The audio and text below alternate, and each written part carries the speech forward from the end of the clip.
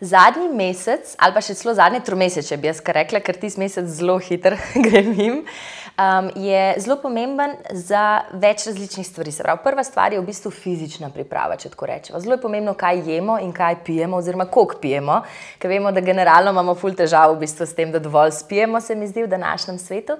Tako da bi jaz ful povabila vse nosečke, da res dovolj spijejo. Ne bi dala ene številke, ampak recimo, če že hočeš, je to neka 2 litra, recimo vsaj na dan. Zakaj? Zato, ker če telo dobro hidriramo, bo dobro delalo med porodom. Če dovolj pijemo, bo dovolj plodovnice, kar pomeni, da se bo otroček dobro počutil. In tako naprej. Se pravi, zelo preprosto, ampak v bistvu zelo pomembno. Druga stvar, potem smo rekli, da dobro jemo. Kaj to pomeni? Jaz sem imela en zelo težek porod, kjer je ženska imela te cravinge nosečniške, rečemo, zelo imela poželjke, je slovenska beseda, za krofke. In ona je vsak dan šla v trgovino, tam na Lidl ali pa Hofer, in si je vzela par krofkov, tistih donuts, veš, z luknjo, in je jedla to vsak dan. Na kilah se je ni poznal, ampak to ni nobena energija za telo. To ni tista zaloga, ki bi jo telo lahko črpalo med porodom. Porod je pa neko težko, naporno fizično delo. Se pravi, rabimo neko dobre zaloge energije, kar pomeni, da je fino, če jemo se pravi, dovolj raznoliko prehrano, res veliko zelenjave, veliko bolj kompleksnih ogljikovih hidratov, ne samo krompir pa pašto in tako naprej, ampak da v resnici pazimo na to, da je raznoliko, tudi mogoče ne ful preveč mesa, ampak res mogoče malo bolj rastlinsko, malo bolj polnovredno, no, mislim, da je tista beseda. Se pravi, da malo gledamo tudi, da nismo samo na junku in na takih preprostih stvarih. Pa druga reč je pa mogoče majčkeno bolj psihološka na nek način, kjer pa gre za povezovanje z otročkom. Zelo veliko žensk se mi zdi, da tako hiti skozi nosečnost, da v bistvu delajo do zadnjega, ampak če ne prej, ko se začne tisti porodniški dopust, ker zdaj si pa res doma, ker imaš pa res čas, ker te do telo mogoče malo že bolj ustavlja, da ne moreš več toliko hiteti naokrog, da si mogoče privoščiš vsak dan majčkeno trenutkov, par minut, mogoče, če že ne gre več, da v bistvu samo mogoče malo pobožaš trebušček, da se malo pogovarjaš z otročkom, da se v bistvu ena ta vez vzpostavi, da se ti pomiriš v svoji nosečnosti, da se pripraviš na porod, da se z otročkom v bistvu nakonektaš v smislu, da bo ta skupaj delala, ker porod je teamwork. Takrat ne dela sam ženska, ampak dela tudi otroček, ki se rojeva, in da v bistvu sta malo v tej navezavi, bomo rekli, in da seveda pol temu dodamo tudi različne druge principe v smislu kakšnih dihalnih tehnik, se pravi, da sam vadiš, kako lahko umiriš svoj dih, mogoče zvečer pred spanjem, se tudi umiriš, ful boš spiš zaradi tega, ker na koncu je s tistim trebuhom že kar težko, da mogoče kakšne afirmacije ali pa kakšne hipnoze uporabljaš, se pravi, tega je polno na YouTubeu in na vseh teh podobnih portalih, se pravi, afirmacijske kartice so tudi ena super reč, da si postaviš, da si pripraviš prostor, kjer boš, ko boš rojevala. Se pravi, tisti del, ko boš doma, se pol gremo v porodnišnico. Ampak da v bistvu se mogoče malo ukvarjaš s tem, na kakšen način želiš rojevati, se pravi, ko boš še doma, v kakšnem okolju si svečke mogoče pripraviš. Vse te stvari ti dajo tudi eno mirnost, ti dajo tako, ok, v glavi sem ready, naj pride ta otrok, kadar bo.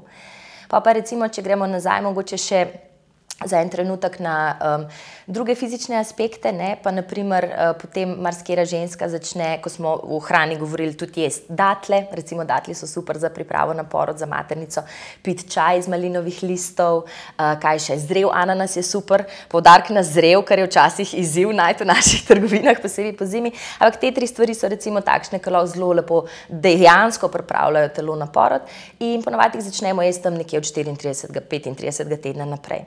Še ena reč, ki se pa tudi v tem času dogaja, tam rečemo od 35. tedna naprej, je pa masaža presredka, ki jo jaz zelo toplo priporočam. Zadnjič mi je ena rekla nosečka, da to v Sloveniji še nikoli ni zasledila, pa sem rekla, kako, se veliko pogovarjamo o tem. V glavnem, masaža presredka je nekako lahko narejena na 2 različna načina. Ena je čisto, ko smo oblečeni, se pravi, nič posebenega goloteni, ampak rabimo za to žogo ta veliko, gimnastično, in pa kakšno manjšo žogico. Lahko je to teniška žogica, lahko je to masažna žogica ali kaj podobnega. In se v bistvu si daš to malo žogico na svoj presredek, se pravi, poiščeš tako, da nimaš občutka, da ti v nožnico noter hoče skočiti, ampak si daš na presredek in se na žogo usedeš. Zakaj na žogo? Zato, ker, ajde, kavč bi mogoče še bil, ampak stol je pa pretrd, če si predstavljamo, ne, da v bistvu bi tisto žogco ti preveč pritisnili. In na tak način v bistvu se samo spoznavaš s tem občutkom, kaj se dogaja v mojem presredku. Ker dostikrat to ful zaboli. Zakaj zaboli? Zato, ker smo takole zategnjene noter, ne. Posebej tiste, ki recimo smo v stresnih službah, ki imamo veliko enih, vsakodnevnega hitenja in tako naprej. To se vse se takole noter v medenici se kopiči.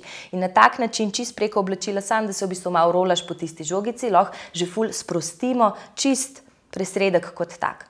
Potem pa je še notranja masaža presredka, bi lahko rekli, za katero pa dostikrat uporabljamo kakšno olje ali pa lubrikant na vodni osnovi, se pravi, tam pa smo nagice in gre ženska s prstom noter v nožnico in nekako je ta masaža presredka iz 3 delov sestavljena, bi lahko rekli.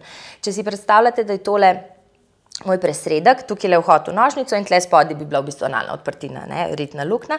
Se pravi, tlele noter gre prst in najprej seveda v bistvu masiramo dobesedno presredek, ta del kože in pa mišic in ta del v bistvu gnetemo ali kakorkoli stiskamo. Potem je pa naslednji del pa ta, da greš v bistvu s prstom res v nožnico in da tle v bistvu se spoznavaš širitvijo nožnice. Se pravi, tle sicer fizično nekaj počneš, ampak v bistvu svojo psiho, to je taka mentalna priprava na porod, kako jaz reagiram, ko se tale moja nožnica širi v neke širine, kamor mogoče do zdaj še ni šla. Ker ponavadi naredimo tole, a ne? Zakrčimo se in to se isto zgodi med porodom.